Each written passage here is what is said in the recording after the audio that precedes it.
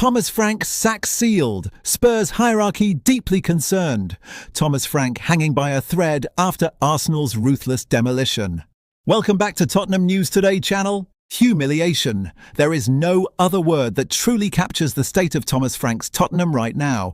The North London derby, already clouded by tension and frustration, turned into a public catastrophe of the highest order. Arsenal didn't simply win, they dismantled, embarrassed and completely exposed every flaw in Thomas Frank's Tottenham in a brutal demolition that sent shockwaves through the fanbase. The performance was so lifeless, so disorganised, and so far below the standards expected of the club that the away end began to empty long before the final whistle.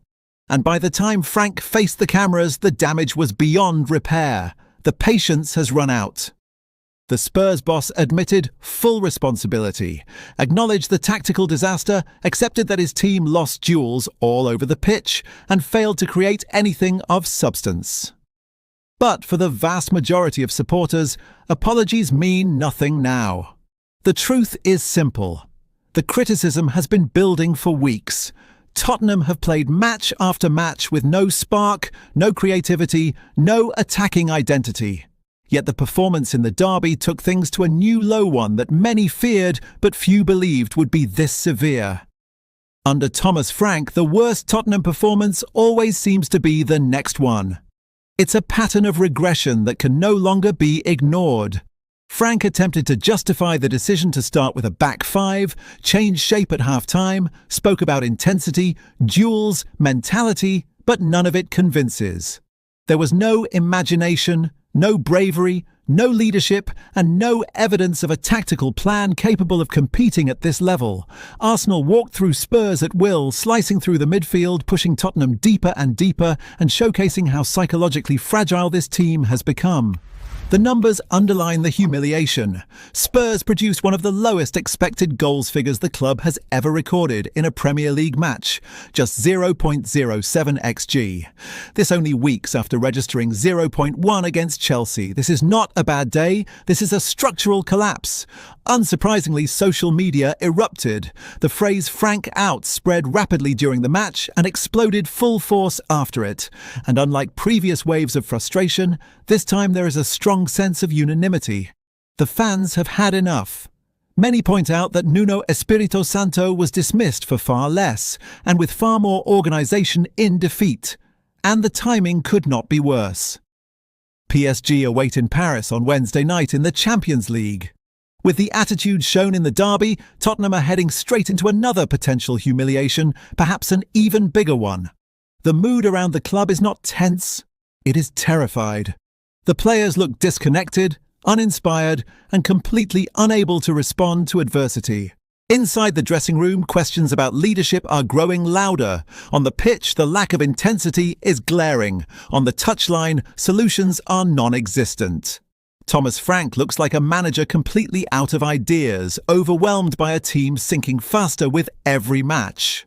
Tottenham entered this season with ambition, investment, and the expectation of genuine progress. Instead, they have delivered regression, stagnation, and the collapse of any attacking identity. The team doesn't press, doesn't create, doesn't threaten, and most worrying of all, they no longer look like they believe in their manager. After the disaster at the Emirates, one conclusion is becoming unavoidable. If Thomas Frank doesn't deliver a dramatic turnaround immediately, his sacking will stop being a debate and become an inevitability.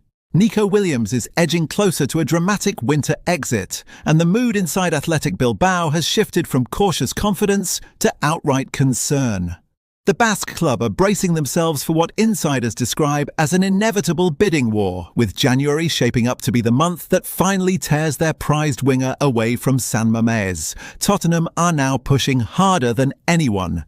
The London club have placed Williams right at the top of their January agenda, driven by a growing belief that the left side of their attack needs an explosive, long-term difference maker. According to fresh reports from Spain, Spurs have already built a clear internal consensus.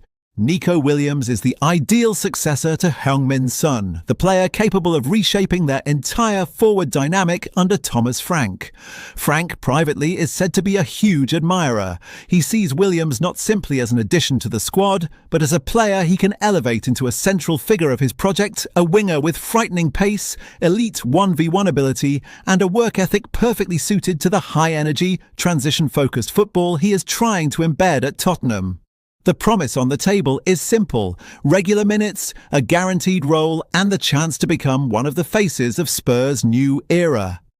But Tottenham are not alone in this chase, and this is where the story explodes. Chelsea, who have tracked Williams across multiple windows, have re-entered the race with full force. Enzo Maresca has insisted to the Chelsea hierarchy that the Spaniard is one of the most important profiles they could add to his system, and the club are prepared to match Tottenham pound for pound to get this deal done. And that is exactly what has happened. Both clubs have placed £60 million on the table, both clubs are ready to triple his wages, and both clubs see him as a transformative signing. Inside Bilbao, there is a growing acceptance that this time the door may be too heavy to hold shut. Williams signed a new contract just before the season began, but the fee now being offered would represent extraordinary business, and the player himself is quietly open to a new chapter if the sporting project is right. Those close to him say he wants a club that competes for trophies consistently and offers a platform big enough to match his ambitions. That is where Tottenham's pitch becomes even more compelling. Under Thomas Frank, the club are determined to evolve into genuine title challengers, especially after their Europa League triumph last season. The ambition is clear, the project is defined, and the club believe Williams could become one of the cornerstones of this next phase.